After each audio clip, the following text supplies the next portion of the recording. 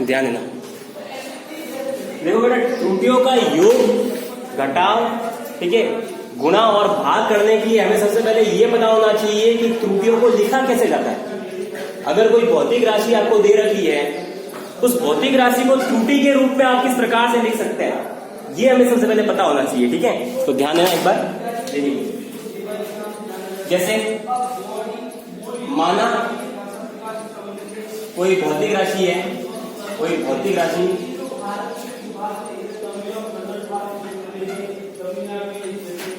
x है, ठीक है, माना कोई भौतिक राशि x है, तो इसे त्रुटि के प्रकार से त्रुटि में किस प्रकार से लिखा जाएगा। देखिए, इस भौतिक राशि का कि निरपेक्ष त्रुटि क्या होगी। भौतिक राशि का मान कितना है, x है, तो इसकी निरपेक्ष त्रुटि क्या हो जाएगी, डेल्टा x हो जाएगी।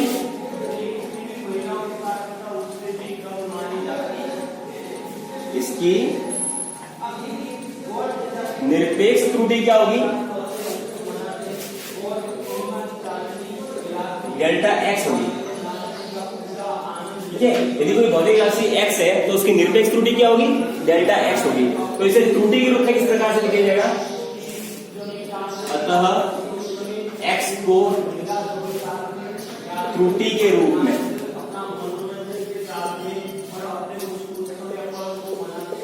निम्न प्रकार से लिखा जाएगा।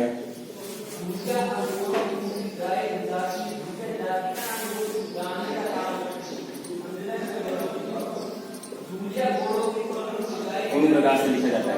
ठीक है, कैसे लिखेंगे, एक तो देखिए भौतिक राशि का जो मान है, वास्तविक मान जो भी मान है, ठीक है, इसका वो मान प्लस माइनस, ठीक है, त्रुटि, निरपेक्ष त्रुटि है ना भौतिक राशि की, उसका मान डेल्टा x।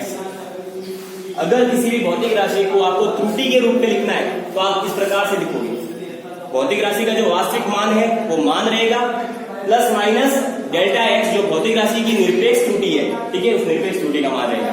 ठीक है, जैसे एग्जांपल देखते हैं अपन, एक एग्जांपल देख रहे हैं।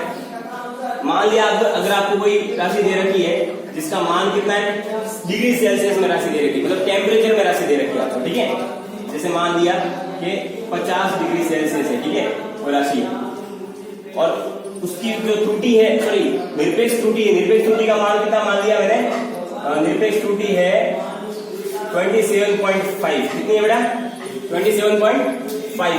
तो इसे किस प्रकार से लिखा जाएगा, देखना यहाँ पर देखिए, एक बार तो इसका धनात्मक लेंगे, ठीक है, यहाँ जो चिन्ह है ना, धनात्मक और ऋणात्मक दो चिन्ह है, तो एक बार इसे धनात्मक चिन्ह को लेंगे, पॉजिटिव के लिए करेंगे, तो पॉजिटिव के लिए करेंगे तो क्या आएगा, 50 प्लस 27.5 कितने हो जाते हैं बेटा, कितने हो जाएंगे,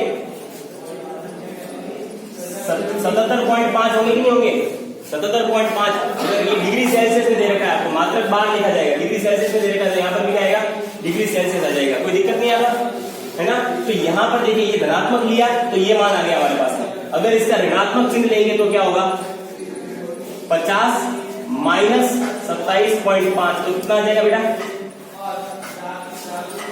ठीक है, 50 में से 20 गए, पीछे कितना 30, 30 में से 7 गए, पीछे कितना रहा 23, और ये देखो 0.5 निकाल रहे हैं, तो कितना आ जाएगा 22.5, कितना आ जाएगा बेटा 22.5। अब देखना बेटा, यहाँ पर देखिए इस त्रुटि का, देखो त्रुटि के दो मान आ रहे हैं, या फिर त्रुटि के रूप में लिखा है किसी भौतिक राशि को, इस भौतिक राशि के आपके पास में दो मान आ रहे हैं, एक तो 77.5 आ रहा है और एक 22.5 आ रहा है। तो ये दोनों मान है ना, इसमें जो ज्यादा मान आ रहा है उसको अपन अधिकतम बोलते हैं, क्या बोलते हैं बेटा, अधिकतम, और ये जो कम मान आ रहा है इसको क्या बोलेंगे, न्यूनतम मान। ठीक है, अधिकतम मान ये हो जाएगा अधिकतम मान, और ये क्या हो जाएगा, न्यूनतम मान। ठीक है, जैसे आपने देखा होगा न्यूज़पेपर वगैरह पढ़ते हो, उसमें टेम्परेचर बताया जाता है कि जालोर का इतने डिग्री टेम्परेचर रहा है, मतलब उसमें अधिकतम टेम्परेचर भी बताता है और आपको न्यूनतम टेम्परेचर भी बताता है ना, तो वो इस प्रकार से बताया जाता है।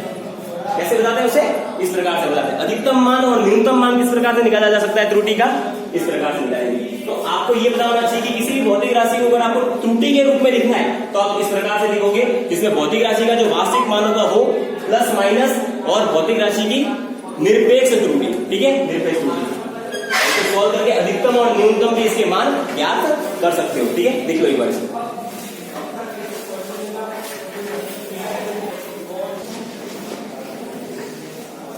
इसके बाद अपन अध्ययन करेंगे त्रुटियों का योग।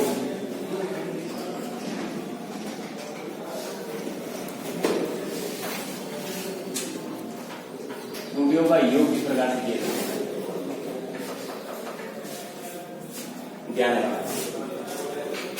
देखिए, अगर आपको कोई दो भौतिक राशियां दे रखी है, ठीक है, दो भौतिक राशियां दे रखी ए और बी, तो इनका योग हमने कह दिया कि तीसरी भौतिक राशि x के बराबर है, ठीक है। हम अगर अपन दो भौतिक राशियों का योग करते हैं तो उससे उनकी त्रुटियों के ऊपर क्या प्रभाव पड़ता है, ठीक है, या फिर त्रुटियों का योग किस प्रकार से किया जा सकता है उसका अपन अध्ययन करेंगे। ध्यान देना बेटा।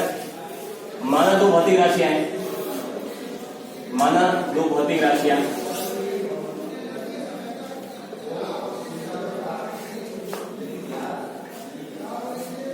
ए व बी का योग भौतिक राशि x के बराबर है।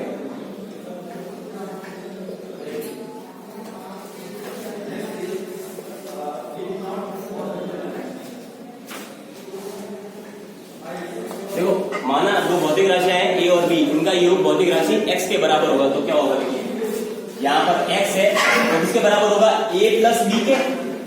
दो भौतिक राशि आपको दे रखी है a और b, इनका योग किसके बराबर है बेटा, x के बराबर है, ठीक है। इसको समीकरण 1 दे दिया आपको। अब देखिए, इसको अगर आप सॉल्व करोगे, यहां पर देखिए बेटा, यहां पर अगर इसको सॉल्व करोगे, इसको किसके रूप में लिख रहे हैं अपन, त्रुटि के रूप में लिख रहे हैं। किसके रूप में लिखेंगे बेटा, समीकरण 1 को